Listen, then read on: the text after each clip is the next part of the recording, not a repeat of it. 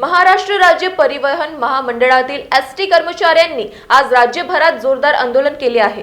नमस्कार, आपण बघत आहात महान्यूज 7 करिता मी नंदिनी बर्वे। कर्मचाऱ्यांचा आरोप आहे की जानेवारी पेड इन फेब्रुवारी या वेतनात 6,500 रुपयाचं वेतन फरकाची किस्त देण्यात आलेली नाही।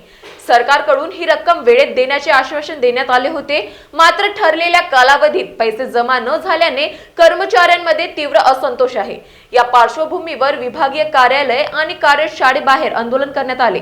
संघटनांनी स्पष्ट इशारा दिला आहे की बकाया वेतन व नियमित पगार तत्काळ न मिळाल्यास आंदोलन अधिक तीव्र करण्यात येईल। एसटी कर्मचाऱ्यांच्या आंदोलनामुळे राज्यातील सार्वजनिक वाहतुकीवर परिणाम होण्याची शक्यता आहे।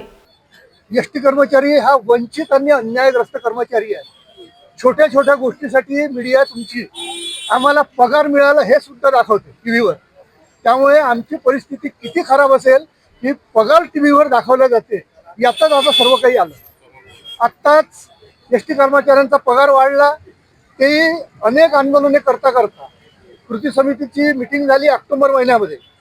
आदरणीय एकनाथ शिंदे साहेब उपमुख्यमंत्री यांनी शब्द दिला त्या मीटिंगमध्ये की आमचं 2020 ते 2024ची जी थकबाकी होती पगारवाढीची ती देतो म्हणून। आमची मागणी सर्व युनियनची एक मुस्तदे अशी होती, परंतु शासनानं आपलं रडगाणं सांगितलं की आमच्याजवळ पैसे नाही।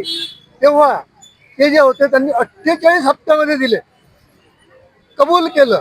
त्याकरिता प्रत्येक महिन्यामध्ये सरासरी 60 कोटी रुपये लागत होते। 60 कोटी रुपये शासन देणार होती।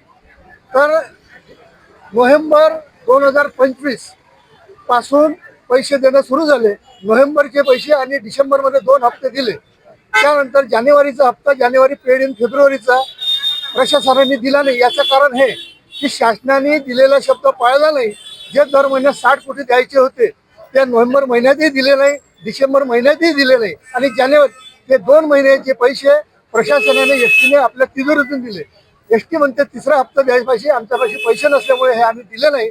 तेव्हा आम्हाला शासनाचे घेणं नाही, प्रशासनाचे घेणं नाही। आमच्या हक्काचे मेहनतीचे पैसे आहे ते आम्हाला मिळाले पाहिजे, हीच एक आमची मागणी आहे। जर हे पैसे आमचे तात्काळ जर मिळाले नाही तर एसटी कामगार संघटना, त्याच्या सहकारी संघटना आणि राप सेवानिवृत्त संघटना, कारण की त्यांचेही पैसे 2020चे सेवानिवृत्त होऊन गेले एसटीचे कर्मचारी, तेही दुर्लक्षित आहे, ते सुद्धा ह्या आंदोलनामध्ये सहभाग होणार आहे आणि मोठ्या प्रमाणात आंदोलन होऊन एसटी कर्मचारी रस्त्यावर उतरेल। एवढं मी तुम्हाला सांगतो। किती संख्या आहे एकंदरीत पूर्ण महाराष्ट्रामध्ये टोटल संख्या 86,000 आहे। नागपूरमध्ये जवळपास 2,500ची संख्या आहे। असं का बरं होत आहे की वारंवार जे आहे एसटी कर्मचारी पगारासाठी त्यांना सरकारकडे मागणीच करावं लागत आहे? स्वतः जेव्हा कमाई करते एसटी महामंडळ, तर ही परिस्थिती का बरं आहे? बरोबर आहे, मी तुम्हाला पहिले सांगितलं की एसटी कर्मचाऱ्याचा पगार होते, उद्या एसटी कर्मचाऱ्याचा पगार होणार आहे हे आपले मीडिया टीव्हीवर दाखवते। जर महिनाभर केलेल्या कामाचा मोबदला हे टीव्हीवर जर दाखवत असेल तर याच्यापेक्षा दुर्लक्षित कर्मचारी पूर्ण जगामध्ये नाही आहे, एवढं मी तुम्हाला सांगतो। एसटी कर्मचारी तसाही एसटी ही कधीही फायद्यात येतं। एसटी कर्मचारी जीवाचं रान करून काम करते, उन्हात तानात पावसात हिवाळ्यात थंडीत एवढ्या याच्यामध्ये तो काम करते, परंतु शासनाचं ह्या कर्मचाऱ्याकडे दुर्लक्ष आहे। एसटी फायद्यात येणार नाही। तुम्हाला एसटी फायद्यात कशी काय येणार? कर्मचारी आपलं काम करतो, एसटी ही सेवा आहे आणि कधीच कोणती सेवा फायद्यात येत नाही। एसटी लहान मुलांना सेवा देते, एसटी वृद्धांना सेवा देते, एसटी महिलांना सेवा देते।